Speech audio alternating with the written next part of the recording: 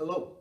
Now nothing boosts a student's confidence like having a few short and solid quotations at your fingertips that you can apply to a range of themes, a range of questions in the exam. And I've knuckled down my copy of Macbeth and I've put my finger on an absolute beaut, a quotation that's really going to point us in the direction of the highest marks. But enough of my cheesy sales patter, let's crack on. Success beckons.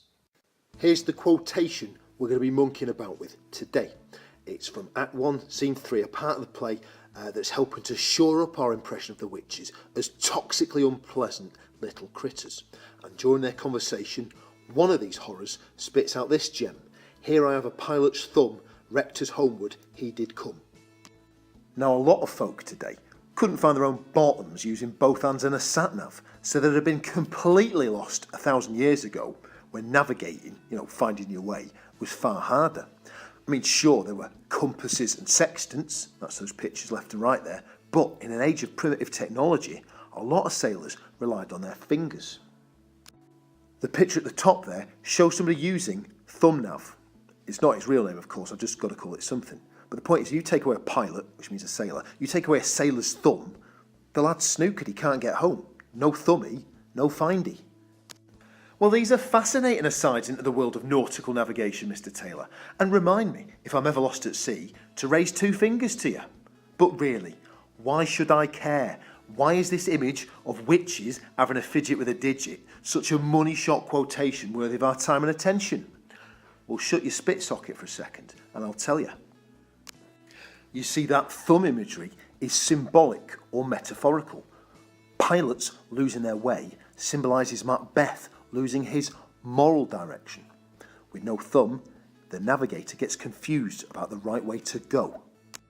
So, what the witches having the pilot's thumb suggests or foreshadows is their intention to make Macbeth confused about the right thing to do.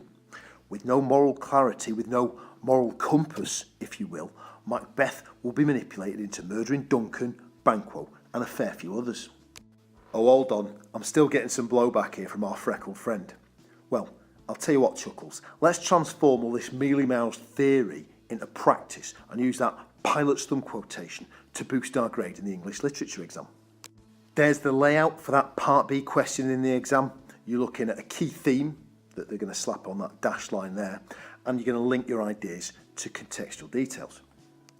If the examiner trots out the theme of guilt, let's take our pilot's thumb image and produce a diamond-studded sample of level 9 sumptuousness, a paragraph to make Mama proud. Feast your eyes on this smorgasbord of genius. I've used bold font so you can see how I've shaped that paragraph using that pilot's thumb quotation to respond to the key theme of guilt as cited by the examiner.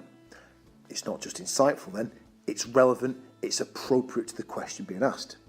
And here's a little extra, the gift that keeps on giving. I've also bolted on a contextual paragraph as well, yoking those ideas that you've just seen to details of the era when the play was written.